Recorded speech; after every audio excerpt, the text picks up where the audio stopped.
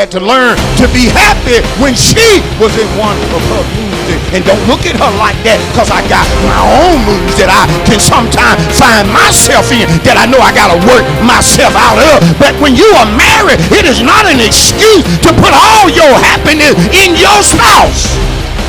Who told you to do that? And then y'all gonna quote scripture out of context. Well, we one, pastor. Well, does that mean if one go to hell, the other one gotta go?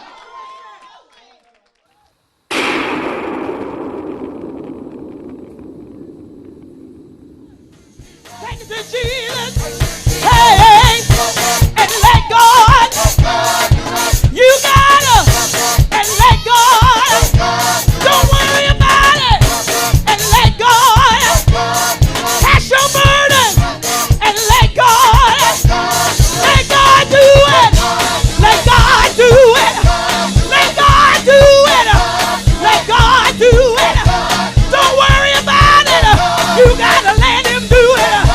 Don't cry about it. You gotta let him do it. While you're staying up all night. While you're worried about it, you can't work it out. Let God do it. Let God want us to recognize as people of God that we have a choice. I don't ever want us to be a congregation that you think God is going to twist your arm about doing something. He's not going to do that. God is always going to give his people a choice. Amen. When it comes to certain things. Amen. Now notice in the book of Acts, the 26th chapter, I want you to notice verse number 1 and verse number 2. Acts, the 26th chapter, and we're calling your attention to verse number 1, and we're looking at verse number 2. Acts 26, and we're starting to read at verse 1, and we're going to read down to verse 2, and then we'll give you our subject this morning. Acts 26 and 1 is where I'm starting. This is in reference to the Apostle Paul. Then Agrippa, Paul is locked up. Then Agrippa said to Paul, he's in prison again now. If you go back and you look at Acts 24, men are accusing Paul of things that are false. So he's being falsely accused. He's actually has been falsely in prison because there is no legitimate reason why Paul should be locked up, saving that he has angered religious folks. And I want to warn you now, you have to be careful whenever you anger religious people. Religious people can be some of the worst folk. Oh, Lord, have mercy. That's all right. Y'all ain't ever had no dealing with religious people. Religious people can be some of the most hateful, mean-spirited people that you've ever seen. And so Paul has angered these group of men of this certain sect. And so they've had Paul in prison. If you look at back and you read and study Acts the 25th chapter, they so despised Paul that while in prison making their false accusations, they said to the people in authority that they considered Paul to be a plague. They considered him to be a disease, something that we need to get rid of because he's causing all of this division. And so we consider him a plague or disease. Now, and I'm moving on, but watch this. Imagine being falsely in prison, knowing people are lying on you, and they're considering you the problem. They're considering you to be a plague or disease, willing to do anything they can to get rid of you. This is a situation. I gotta, lay that foundation so you understand exactly where this man is at. Then Agrippa said to Paul, "You are permitted to speak for yourself." See, other folk been speaking, but they've been lying. Then Agrippa said to Paul, "You are permitted to speak for yourself." You, the one they consider a plague. You, the one that everybody lying on. We're going to allow you to speak for yourself. So Paul stretched out his hand and answered for himself. He says, "I think myself happy." Preaching already. Not you, the one they say is a plague. Yeah, me. The one everybody want to get rid of. I think myself happy. King Agrippa, because today I shall answer for myself before you concerning all the things of which I am accused by the Jews. Isn't it good sometimes when you get to speak for yourself? One of the worst things you can have happen is somebody that don't really know you, but they trying to speak for you. They trying to speak on your behalf. Well, pastor thinks like this. Well, pastor is going to do this. You don't know me like that. You don't know me like that. But it's good when God says, hey, I'm going to allow you to speak for yourself. Some of us need to be, we need to be smiling a little bit more, because many of you, when you're in an argument or a heated discussion, you can't wait to speak for yourself. Matter of fact, many of us, when we're arguing or debating or having a heated discussion with people, many of us are so ready to speak for ourselves that we really don't even listen to what the other person is saying. And it's evident by them continuing to talk, and then you say, is it my time to speak? And they say, well, I ain't finished yet. Oh, okay, go ahead. I want when it's my time. And so they're not listening. They just see some of you smiling, see, because you done been there. You wanting your time to speak. But see, Paul was patient about getting his time to speak. Because sometimes even God will not have to speak, even though we saying, God, let me speak for myself. Can I step to him and speak for myself? It ain't time to do it. So you have to remain, you have to chill out. But Paul has been given that permission to speak for himself. I'm trying to lay this real good. And he says to Agrippa in verse 2, I think myself happy. Despite all that I'm going through, King, all that I hear that's being said and done, I'm still happy. I'm still happy. I know I shouldn't be in here, but I'm happy. Good God Almighty. Woo! It's already blessing me. I'm still happy. What I want us to understand this morning is that the only reason he was still happy was because he made a choice to be so. And based upon that, our subject, if you don't mind, if you can, look at a family member or somebody you're distant from and tell him or her the subject this morning. A choice to be happy. Ooh-wee. A choice to be happy. So being happy is a what? Choice. It's a what? Choice. Well, let's deal with it. Let's deal with it. In order to have true happiness, you have to decide that it's something you want. In order to possess, again, true happiness, you have to decide not only is it something that you want, but it has to be something you consider to be very important. Happiness has to be the thing that you are going to consistently fight in order to be. And see, some of us were not good fighters. That's the reason we often find ourselves in life and dealing with situations and people. We often find ourselves being people who are up and down.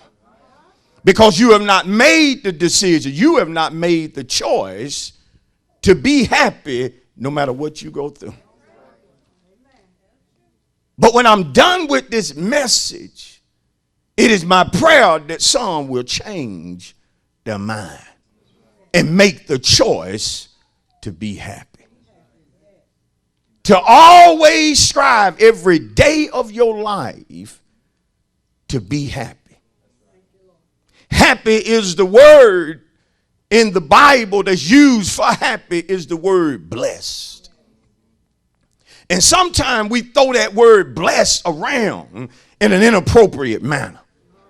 But when you truly know what it is to be blessed from a biblical standpoint, then you know that it has to do with a person who is, again, happy. Happy because he or she has made the choice to be so.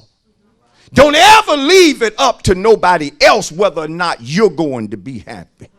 Never give anybody so much power in your life that you have actually given them the power to depress you or the power to make you sad. That's too much power for any human being. I know I'm preaching right already. Some of y'all to give me more amen, more clap, because you cannot give a person too much power in your life to decide whether or not you're going to be happy.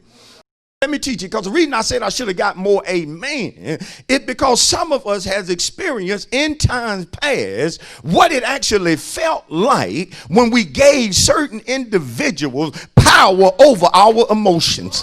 Do you remember giving certain individuals power over your mind? That depending on how they treated you, your mind would be in a certain place if they treated you well. But if they decided not to treat you well, then your mind was in another place. It was in a bad place. And so I know I can preach from experience that when I look back in my past, I learned how to control the amount of authority or power that I give to a person. Yeah, I learned it. I learned it because when I gave it away, I found that it was hard trying to get it back. And I found myself setting up, waiting on a person to change in order for me to be, oh, come on here, somebody. I wish I get a few deals with it. Look at somebody, if you don't mind, and just shout, that's too much power. That's too much power. That's too much power to give the president. That's too much power to get a CDC.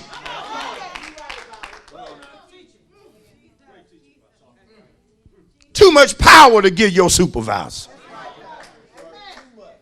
And the only reason some of us are so up and down, and I'm going to preach on you today. I'm going to warn you. It ain't like I'm going to warn you. I'm about to preach on some of you. Some of you so up and down, it's just a shame how your emotions are so just here and there.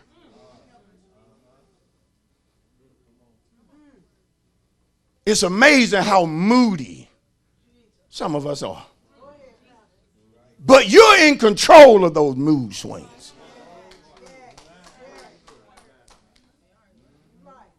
And we're about sick and tired, fed up, had enough of that's just how I am. I thought by now you would have changed. I thought by now you would have matured to the point to where we're not acting like children that don't speak to one another.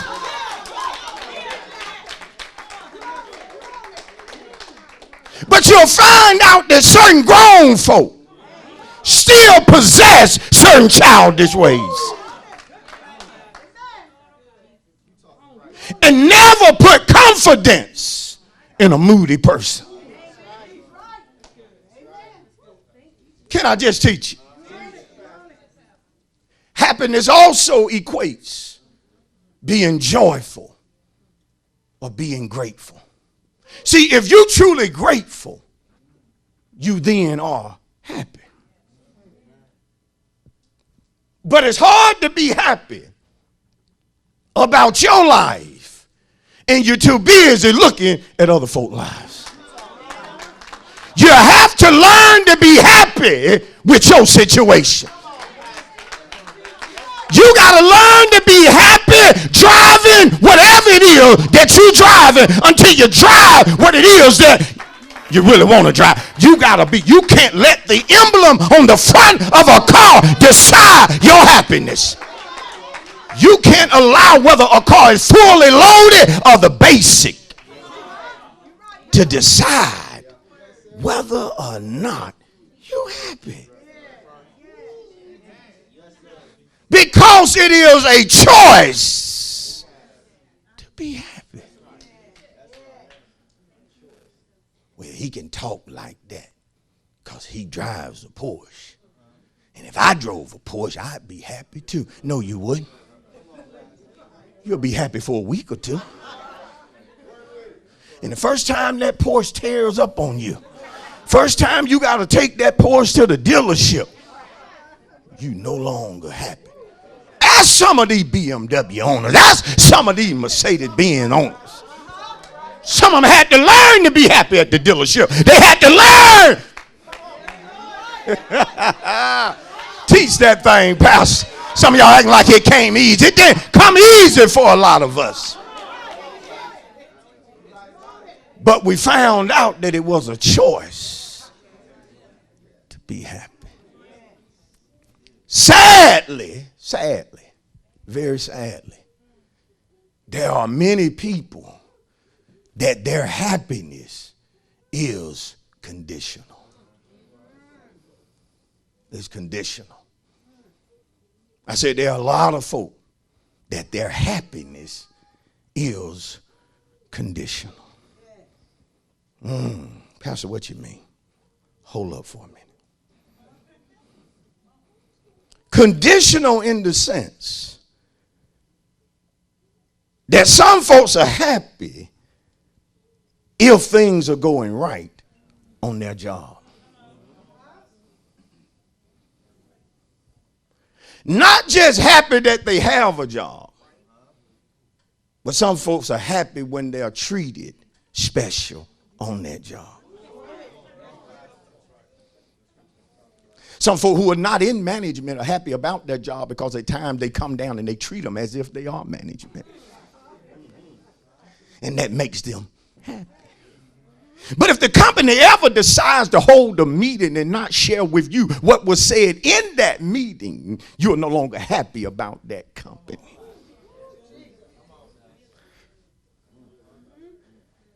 And now you're bad-mouthing the very company that you were praising when they were handing out the bonuses. See, that happiness is conditional. Some folks' happiness is conditional and is based upon money. Some of us regularly, we check our accounts. And if that number is going up, then yes, we are happy.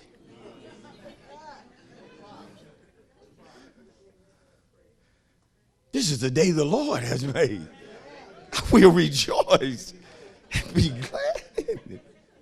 There's an extra $550 in the account.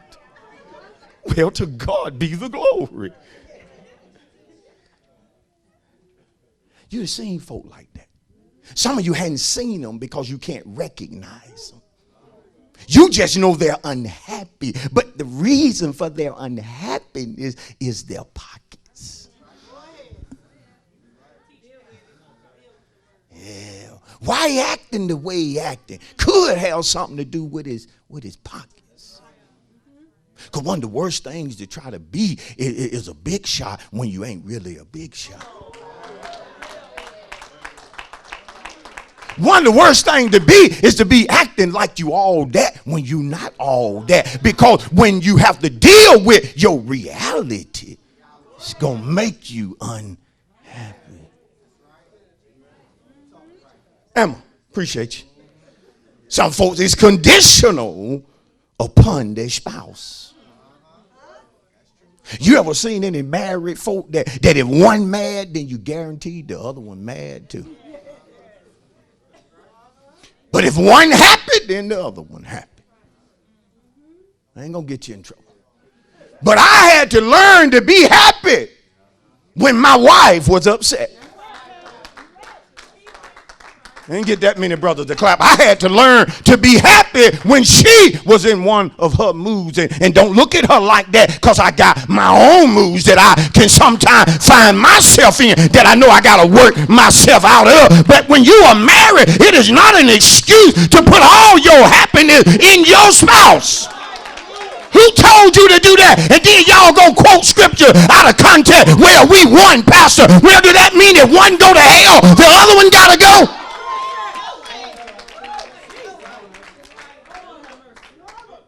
But you see folk like that.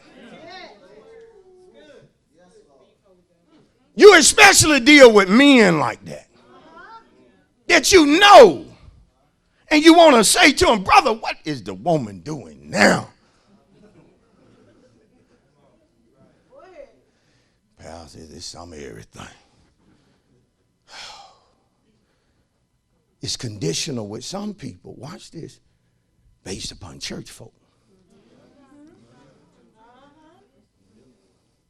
And let me tell you, in case you ain't recognized it, church folk can be a trip. Church folk can be a trip. I've been treated better by some sinners than I have some saints. I have been treated better by non-members than regular members.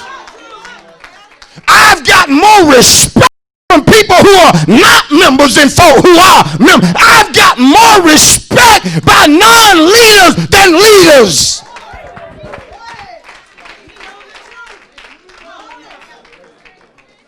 I have non-leaders giving account for why they're not here, and then leaders fail to give account.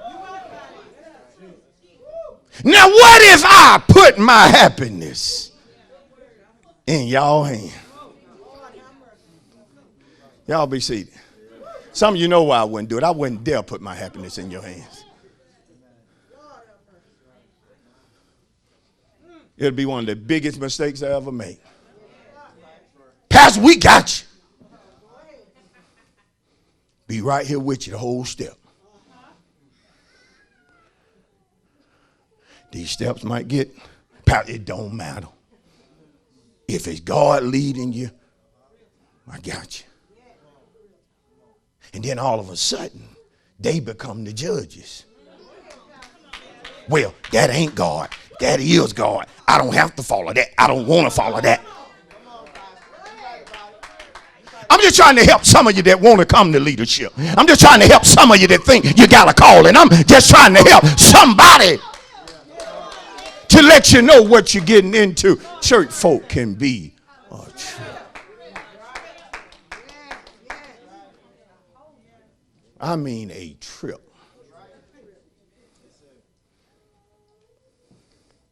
Some folks are happy. It's conditional. Tell your neighbor, it's conditional though. It's based on what COVID-19 do.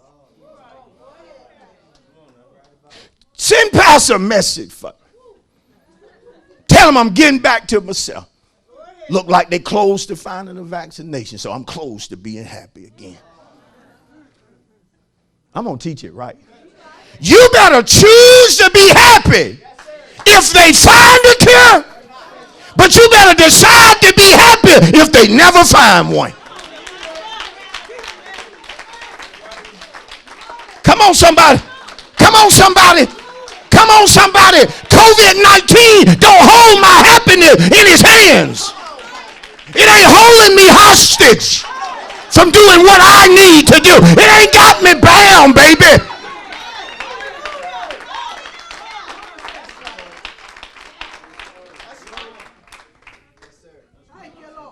How are you giving COVID-19 that kind of power? Then the nerve to get upset with bona fide prophets who speak the truth.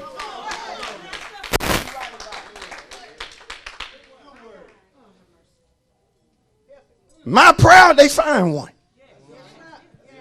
But I ain't putting my life on hold.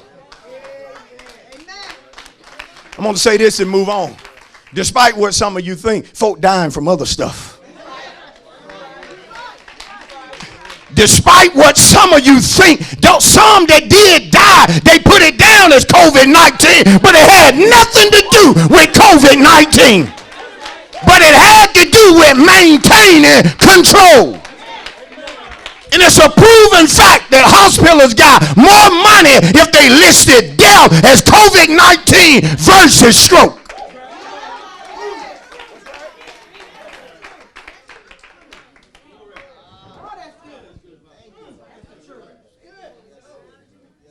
Finally, some are so silly, so immature, that their happiness is conditional upon the weather. A day like today, man, they ready to skip. Man, this is a beautiful day.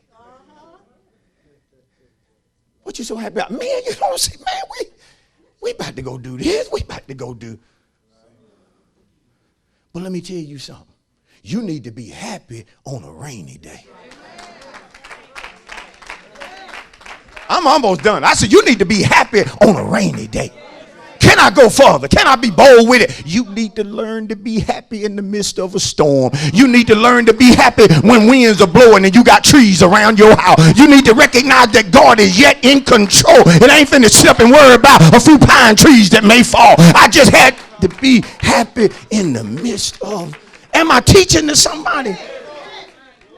Look at somebody and say, your happiness should not be conditional, but should always be based upon God.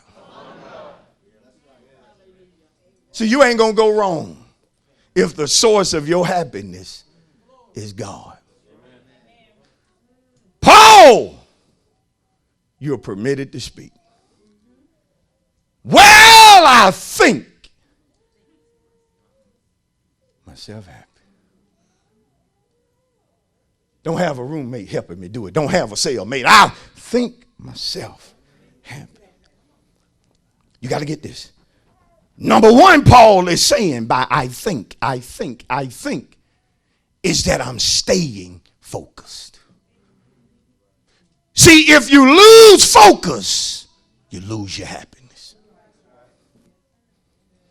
Talk to me about people who fight to be happy at all times. I'm going to show you a person that's learned to stay focused. You can't lose your focus. Good God Almighty.